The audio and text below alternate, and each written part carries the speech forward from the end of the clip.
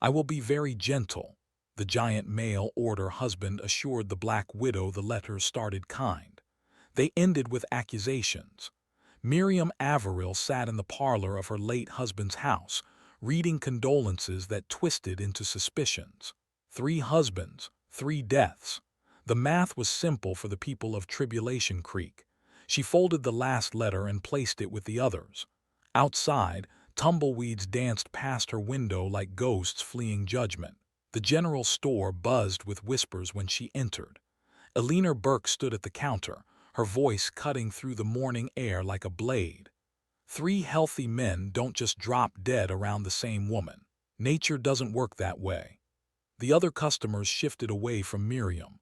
Their eyes found the floor, the ceiling, anywhere but her face. She gathered her supplies in silence, paid her coins, and left with her dignity intact but her heart heavy.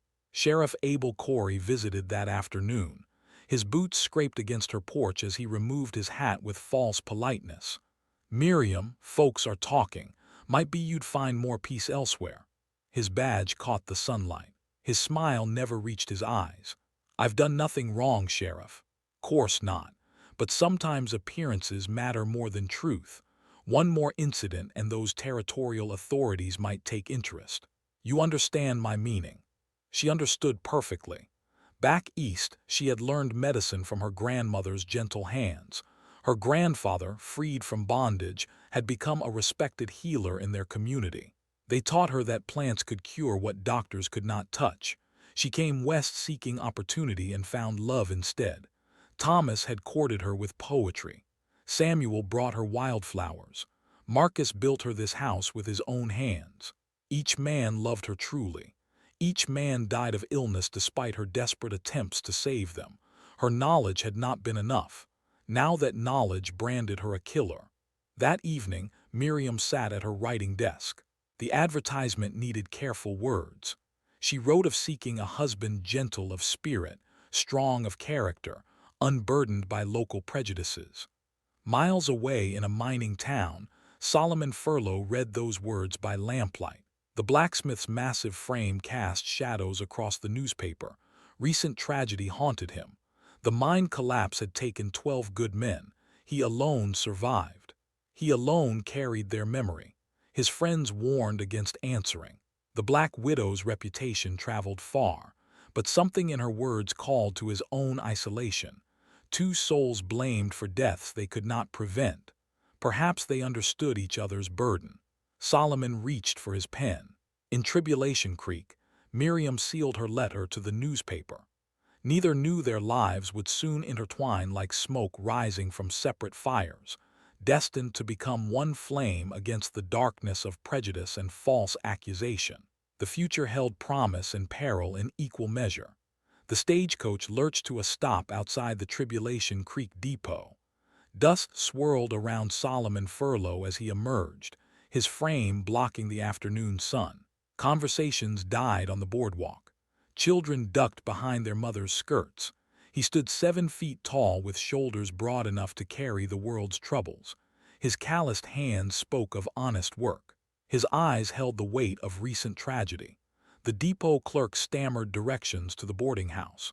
Solomon nodded his thanks and gathered his simple belongings. Every step down Main Street drew stares and whispers. Sheriff Corey appeared within minutes, his hand resting casually on his gun belt. "You the fellow answering that advertisement?" "I am. Might want to reconsider. Woman's got a reputation." Solomon's gaze never wavered. "Most reputations are built on gossip, not truth." The sheriff's jaw tightened. Another outsider challenging his authority. Another complication in his carefully laid plans. Eleanor Burke assembled her welcoming committee by sunset. 6 prominent ladies gathered in her parlor, their faces set with righteous purpose. "We have a Christian duty to save this poor man from making a terrible mistake." They descended on the boarding house like missionaries approaching a heathen temple. Eleanor knocked with authority she'd borrowed from years of social prominence. Solomon opened the door, his presence filling the frame completely. "Sir, we represent the moral interests of this community. That woman you've come to meet has buried 3 husbands under suspicious circumstances. Suspicious to whom? To anyone with eyes to see. No woman should outlive 3 healthy men. Perhaps she's simply stronger than most. Aliner's companions shifted nervously. His quiet confidence unnerved them. You don't understand the danger you're courting. I understand fear when I see it. The question is why you're so afraid of one widow. They left without converting him to their cause. The next morning, Solomon walked to Miriam's house. The structure stood solid and welcoming despite its isolation. Gardens bloomed with careful attention. No evil dwelt in soil that grew such beauty. Miriam answered his knock with grace that surprised him. Her dress was simple but elegant. Her posture spoke of education and breeding. Her eyes held intelligence sharper than any blade. "Mr. Furlow, I presume." "Ma'am, your letter spoke to something in my heart." They sat on her porch, sharing coffee and careful conversation. She described her loneliness with dignity. He spoke of his own struggles with survivor's guilt. Neither mentioned the town's whispers directly, but both understood the weight of unfair judgment. "Why did you answer my advertisement? Surely you heard the stories." "Stories are wind. Character is stone. I see your character in everything around us." Her garden reflected knowledge and patience. Her home showed refinement and care. Her manner revealed breeding and intelligence. These were not the qualities of a killer. Days passed in careful courtship. Solomon took work at the local smithy, his skill impressing even skeptical customers. Miriam continued her quiet existence, tending her plants and maintaining her dignity. The town watched their developing relationship with growing unease. Some whispered about the giant's chances of survival. Others wondered what dark power the widow possessed to ensnare such a formidable man. Sheriff Corey's patience wore thin. His correspondence with territorial authorities demanded action. His secret benefactor pressed for Miriam's removal. Time was running short for subtle methods. The town meeting convened on a Thursday evening. Corey had orchestrated the gathering with careful precision. Concerned citizens packed the small hall, their voices rising in manufactured outrage. "We can't ignore the pattern any longer. 3 dead husbands can't be coincidence." Miriam sat in the front row, her spine straight as Judgment Day. Solomon occupied the chair beside her, his presence both protective and provocative. "What exactly are you accusing me of, Sheriff?" "I'm not accusing anyone of anything, just stating facts that concern this community's safety." Alina Burke rose from her seat, her voice carrying across the room. "Facts are that healthy men keep dying around you. Facts are that decent folks are afraid." Murmurs of agreement rippled through the crowd. Miriam felt the weight of their collective suspicion pressing down like a physical force. Solomon stood slowly, his movement commanding attention. The room fell silent as his shadow stretched across the assembled crowd. "I've known this woman for 2 weeks. In that time, I've seen more kindness and intelligence than this entire room has shown in generations." His voice carried the quiet authority of absolute conviction. "You judge her without evidence. You condemn her without trial. You let fear make cowards of you all." Someone shouted from the back. "Easy words from a man who hasn't married her yet. Easier words from people who have never faced real tragedy." The crowd grew restless. Solomon's imposing presence, meant to defend Miriam, only reinforced their fears. His size suggested violence even as his manner spoke of gentleness. Sheriff Corey seized the moment. "Nobody's questioning your intentions, stranger. But this community has legitimate concerns about public safety." The meeting dissolved into heated arguments. Miriam realized that force and flight would never clear her name. Only truth could set her free from their collective judgment. But truth required proof, and proof demanded the right circumstances. Those circumstances were coming sooner than anyone expected. The fever came without warning. Alina Burke found her son Timothy burning with heat that morning, his small body shaking with chills that no blanket could warm. Dr. Henderson arrived within the hour, his weathered face growing grave as he examined the boy. High fever. Could be any number of things. Alina gripped her son's hand while the doctor prepared his remedies, Timothy's breathing grew shallow. His skin took on a waxy pallor that spoke of serious illness. By afternoon, the boy was worse. Dr. Henderson tried everything in his medical bag: cold compresses, bitter tonics, prayers whispered over labored breathing. Nothing touched the fever's grip. "I've done all I can, Eleanor. We have to wait and hope."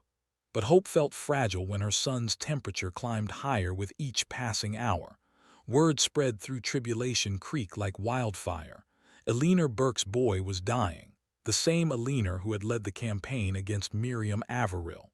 The same Eleanor whose sharp tongue had cut deepest at the town meeting.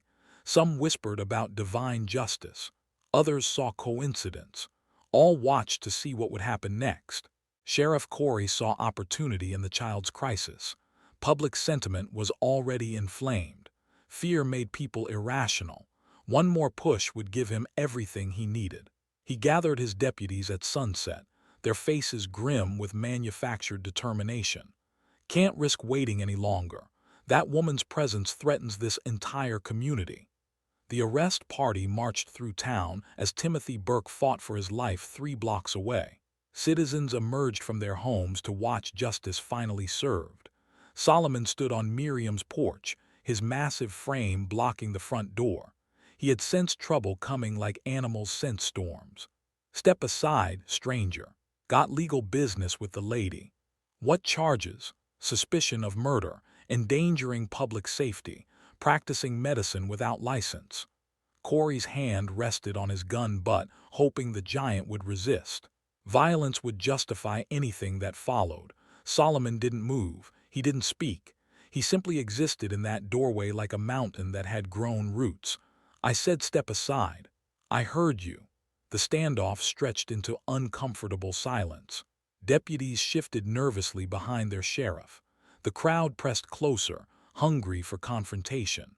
Solomon's voice carried across the evening air with quiet authority. "I was 17 when the mine collapsed back in Copper Falls. Worked alongside my brother Marcus and 10 other good men." His words commanded attention despite the tension. "Explosion trapped us deep underground. Support beams started falling like dominoes. Only one passage out and it was closing fast." The crowd listened despite themselves.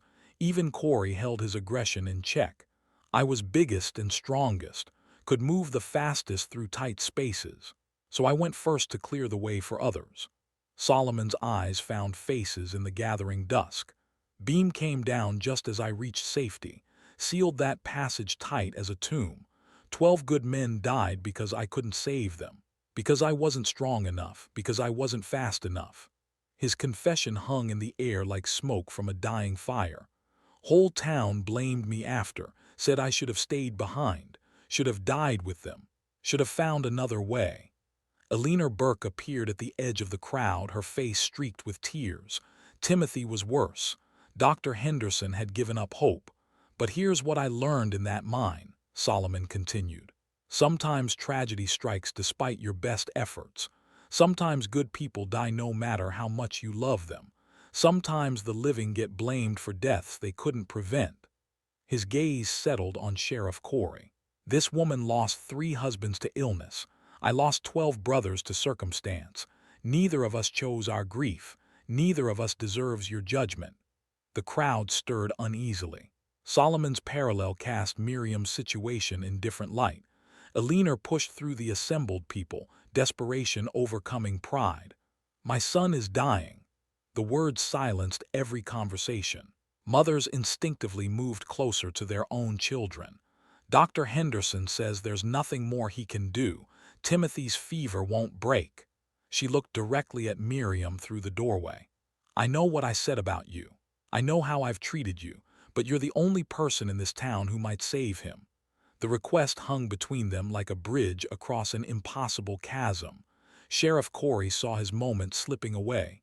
"She's under arrest, Eleanor. Can't let her tend anyone in her condition." "What condition? Being accused of crimes you can't prove." Eleanor's voice cracked with maternal desperation. "She's my last hope. My only hope." Miriam stepped forward, her decision already made. "I'll come. You're not going anywhere except jail." Solomon moved slightly, his bulk shifting to block the sheriff's advance. "She's going to help that boy. You can arrest her after if you still have the stomach for it." The crowd faced an impossible choice. Allow the suspected killer near another victim, or watch an innocent child die while help stood within reach. Alina Burke had spent weeks poisoning the town against Miriam Averill. Now she stood before that same woman, begging for mercy she didn't deserve. "Please." Miriam gathered her medical supplies while Solomon held the line against official interference. The night would bring either vindication or final condemnation. Timothy Burke's life hung in the balance, and with it, the fate of everyone involved. Miriam knelt beside Timothy's bed, her hands steady despite the weight of watching eyes. The boy's fever had climbed to dangerous heights. His breathing came in shallow gasps that spoke of a body fighting for survival. She opened her medical bag with practiced precision. Glass vials caught lamplight like captured stars.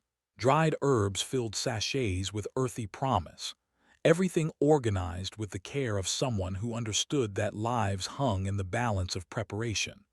Dr. Henderson watched from the corner, his skepticism barely concealed. "What exactly do you plan to do that I haven't tried?" Miriam examined Timothy's symptoms with gentle thoroughness. His pulse, his breathing, the color of his skin, the heat radiating from his small frame. Willow bark for the fever, elderflower to help him sweat it out, chamomile to ease his breathing. She moved with quiet confidence, measuring doses with scales that had belonged to her grandfather, each ingredient chosen for specific purpose, each combination tested by generations of healers. Alina hovered nearby, torn between hope and terror. Allowing the suspected killer near her dying son defied every instinct. But conventional medicine had failed. This was Timothy's last chance. Solomon stood guard by the door, keeping Sheriff Corey and his deputies at bay. The lawman paced like a caged wolf, furious at seeing his prey escape justice. Miriam prepared the first remedy, her movements flowing like water. She had learned these techniques from her grandmother's patient instruction, but the knowledge went deeper, much deeper. Her grandfather had been born into bondage on a Carolina plantation, but freedom had revealed his gift for healing. Plants spoke to him in languages older than written words. He became the medicine man for their community, respected by people of all colors who needed his knowledge. He taught her that healing was sacred work, that every person deserved dignity in their suffering, that medicine knew no boundaries of race or class or circumstance. Her grandmother added the precise measurements, the careful combinations, the patience required to coax healing from nature's bounty. Together, they had raised a healer who could read illness like scholars read books. Miriam lifted Timothy's head and coaxed the first dose between his cracked lips. The boy swallowed reflexively, his body recognizing help even as his mind wandered in fever dreams. Now we wait. Hours crawled past like wounded animals. Timothy's condition held steady but showed no improvement. Alina maintained her vigil, watching her son fight battles she couldn't see. Miriam prepared compresses soaked in cooling herbs. She checked his pulse regularly, monitoring the rhythm of his struggling heart. She adjusted his position to ease his breathing. Solomon brought fresh water from the well. He stoked the fire to keep the room warm without overheating the patient. He offered quiet support to everyone bearing witness to the night's drama. Dr. Henderson found himself impressed despite his reservations. Miriam's technique showed formal training beyond folk remedies. Her understanding of symptoms revealed genuine medical knowledge. "Where did you learn these methods?" "My grandfather studied under army surgeons during the war. My grandmother apprenticed with midwives and herbalists. They taught me that healing requires both science and intuition." She opened her medical journal, its pages filled with careful observations, detailed notes about symptoms and treatments, records of successes and failures spanning years of practice. "These are the cases I've treated, including my 3 husbands." Dr. Henderson read over her shoulder, his expression changing with each page. The entries revealed someone dedicated to preserving life, not taking it. someone who documented every attempt to heal, every failure to save those she loved. The entry about Thomas showed her desperate fight against consumption, detailed records of treatments that slowed but couldn't stop the disease's progression. Samuel's case documented her battle with typhoid. Week by week, she had tried everything in her knowledge to break the fever that finally claimed him. Marcus had suffered from heart failure. Her notes showed careful attention to his diet, his activities, his declining strength. She had prolonged his life by months, but couldn't repair the damage time had inflicted. These aren't the records of a killer. Eleanor looked up from her son's bedside. What do you mean? Dr. Henderson held up the journal. This woman fought harder to save her husbands than most doctors fight to save strangers. Look at these treatment plans, the attention to detail, the genuine attempts to heal. Near midnight, Timothy's fever broke. Sweat beaded on his forehead as his temperature dropped for the first time in 2 days. His breathing deepened into more natural rhythms. Eleanor wept with relief as her son's eyes fluttered open, clear and focused for the first time since morning. "Mama!" His voice was weak but steady. The crisis had passed. Miriam packed her supplies with quiet satisfaction. Another life preserved. Another small victory against death's persistent advance. The crowd that had gathered outside witnessed Timothy's recovery through the window. Word spread quickly through Tribulation Creek. The Black Widow had saved Eleanor Burke's son using methods that conventional medicine couldn't match. Sheriff Corey watched his case crumble like a house built on sand. Public opinion was shifting. The woman he needed to arrest had just performed a miracle that half the town had witnessed. Eleanor took Miriam's hands in hers, shame and gratitude warring in her expression. "I owe you my son's life. After everything I said about you, you owe me nothing. Healing is what I do." But the debt was there nonetheless. Eleanor Burke had led the campaign to destroy Miriam's reputation. Now she would lead the campaign to restore it. Justice sometimes arrived wearing unexpected clothes. Eleanor Burke couldn't sleep. Timothy rested peacefully for the first time in days, his fever broken and breathing steady. But questions burned in her mind like coals that wouldn't die. How could a killer possess such healing knowledge? Why would someone capable of murder fight so desperately to save a child? The contradiction ate at her conscience like acid. She rose before dawn and walked to Miriam's house, shame weighing her steps like iron shackles. Solomon answered her knock, his presence filling the doorway with quiet strength. "She's in the garden." Miriam knelt among her herbs, hands deep in rich soil. Morning light caught the careful organization of her plants, medicinal varieties arranged by purpose and potency. A living pharmacy tended with scientific precision. "I need to understand something." Eleanor's voice carried none of its usual authority. The near loss of her son had stripped away layers of false confidence. "Your journals show someone who fought to save her husbands, not someone who wanted them dead." Miriam continued her work, hands steady among the healing plants. "People believe what they choose to believe." "Then tell me what really happened. Help me understand." The story came slowly, like water from a deep well. Miriam's first husband Thomas had courted her in a river town called Millfield. Happy marriage cut short by consumption that her knowledge couldn't cure. Samuel had owned a trading post in Riverside. Typhoid swept through that settlement like wildfire. She had treated dozens of victims, saving most, losing some. Samuel among the casualties despite her desperate efforts. Marcus had been a carpenter in Cedar Falls, strong as an oak tree until his heart began failing. She prolonged his life through careful treatment, but couldn't repair organs worn beyond healing. Eleanor listened with growing understanding. 3 different towns, 3 different illnesses, 3 men who had died despite having the best medical care their settlements could provide. "Why did you keep moving?" "Same reason you'd want me gone from here. People don't trust what they don't understand. Easier to blame someone than accept that death sometimes wins despite our best efforts." Eleanor spent the morning reading through Miriam's complete medical records. The journals painted a picture of someone dedicated to preserving life. Treatment plans showed creativity and determination. Patient notes revealed genuine care for human suffering. Most telling were the entries about failures, detailed analyses of what hadn't worked, self-criticism that bordered on torture, the writings of someone who took every death personally. That afternoon, Alina made calls throughout Tribulation Creek. Her social position opened doors that remained closed to others. Her reputation carried weight in conversations that shaped public opinion. She started with Dr. Henderson, showing him selected journal entries that demonstrated Miriam's medical expertise. The old physician studied the treatment plans with growing respect. These methods are sophisticated, more advanced than what I learned in medical school. Alina moved through the town's leading families, presenting evidence instead of gossip, actual medical records instead of fearful speculation.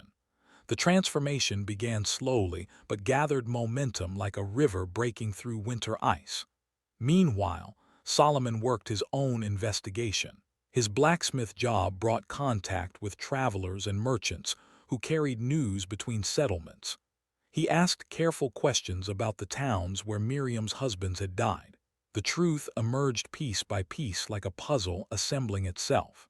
Millfield had suffered a tuberculosis outbreak the year Thomas died. Riverside had battled typhoid that claimed nearly 50 people. Cedar Falls had endured a harsh winter that took many elderly residents through heart failure and lung disease. Miriam hadn't caused these tragedies. She had fought against them. The most damaging revelation came from an unexpected source. Alina's own investigation into property records revealed disturbing patterns. Each time Miriam left a settlement, wealthy investors had quickly purchased her deceased husband's land at below-market prices. The same pattern was emerging in Tribulation Creek. Marcus's property was valuable. Railroad surveys suggested future development potential. Someone stood to profit handsomely if Miriam could be forced to sell cheaply or abandon her inheritance entirely. Alina confronted Sheriff Corey with her discoveries. His nervous reaction confirmed her suspicions. His sudden wealth made sense in light of recent land speculation. His eagerness to arrest Miriam served purposes beyond law enforcement. "You're taking bribes to drive her away." Corey's hand moved toward his gun, then stopped. Too many witnesses, too much attention already focused on his actions. "You don't understand the complexities of maintaining order." "I understand corruption when it's spelled out in land records and bank deposits." Alina had done her homework with the thoroughness of someone seeking redemption. Financial documents told clear stories about money changing hands. Property transfers revealed coordinated efforts to acquire valuable land through intimidation. The sheriff's backers included prominent businessmen from the territorial capital, men with railroad connections and development plans, men who needed clear titles to pursue their profitable schemes. Alina took her evidence to the territorial authorities. The same officials who had pressured Corey to arrest Miriam now faced proof of his corruption. Justice moved with surprising speed when political careers were threatened. Corey's removal from office came with criminal charges. His co-conspirators faced investigation that would unravel years of fraudulent land deals. The web of corruption stretched far beyond one small town's prejudices. Miriam learned of her vindication while tending Timothy Burke. The boy had recovered completely, his strength returning with each passing day. Alina delivered the news with tears of gratitude and shame. "The territorial marshal wants to apologize personally. Your name will be cleared in every settlement where questions were raised." Justice had arrived wearing the clothes of a reformed gossip and a gentle giant who refused to step aside when truth needed defending. Spring arrived in Tribulation Creek with promise of new beginnings. Miriam's reputation had transformed from whispered curse to respected blessing. The woman once feared as a killer now drew visitors seeking healing for ailments that conventional medicine couldn't touch. Dr. Henderson approached her with a proposal that would have seemed impossible months earlier. "This town needs proper medical facilities. Your knowledge combined with my experience could serve people better than either of us working alone. They established their practice in a building donated by grateful families. Alina Burke led the fundraising effort, her social connections now serving redemption instead of destruction. The same voice that had spread poison now promoted healing. Solomon found purpose beyond his wildest dreams. His blacksmith skills proved invaluable in creating specialized medical instruments. Delicate forceps forged with hands that could bend iron. Precise scales crafted by someone who understood the weight of life and death decisions. He designed an examination table that could be adjusted for different patients, created sterilization equipment that prevented infection, built storage systems that kept medicines organized and accessible. Every tool he forged served Miriam's mission to preserve life. Every creation honored the memory of men he couldn't save in that collapsed mine. His gentle strength had found its perfect expression in supporting someone dedicated to healing. The practice grew rapidly as word spread through neighboring settlements. Farmers traveled days to seek treatment for chronic conditions. Families brought children suffering from ailments that had baffled other doctors. Women sought help with pregnancies that carried unusual risks. Miriam's journals expanded with new cases and successful treatments. Each entry represented lives preserved, suffering eased, hope restored where despair had taken hold. Her grandfather's legacy lived on through hands that touched pain with healing power. Alina Burke underwent the most dramatic transformation. The woman who had weaponized gossip now championed truth with equal fervor. She organized ladies' auxiliary groups to support medical outreach. She coordinated supply deliveries to ensure the practice never lacked necessary medicines. Her son Timothy became Miriam's unofficial assistant, fetching supplies and comforting nervous patients. The boy who nearly died now helped others find healing. His recovery served as living testimony to Miriam's abilities. The former sheriff's fate served as cautionary tale about corruption's consequences. Abel Corey faced trial for accepting bribes and falsifying evidence. His co-conspirators in the land speculation scheme received prison sentences that sent clear messages about justice. The territorial authorities issued formal apologies to Miriam. Her record was cleared in every settlement where suspicions had been raised. Official documents now proclaimed her innocence and acknowledged the valuable medical services she provided. Wedding preparations began as autumn painted the mountains in brilliant colors. Miriam and Solomon had found in each other the understanding that comes from shared suffering, transformed into purpose.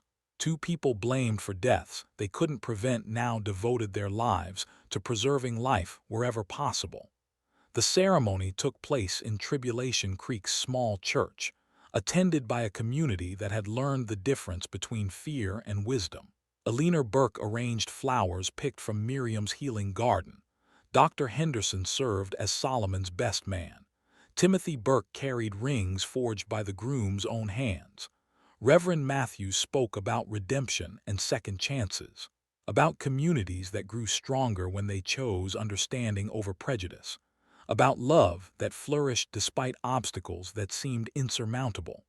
Solomon's wedding vows reflected his journey from isolation to purpose. I promise to be gentle in all things, gentle with your heart, gentle with your dreams, gentle with the precious life we'll build together. His gentleness had never been weakness. It was strength refined by tragedy into something more valuable than raw power. The ability to protect without destroying, to stand firm without becoming harsh, to love without demanding possession. Miriam's vows spoke of partnership forged in understanding.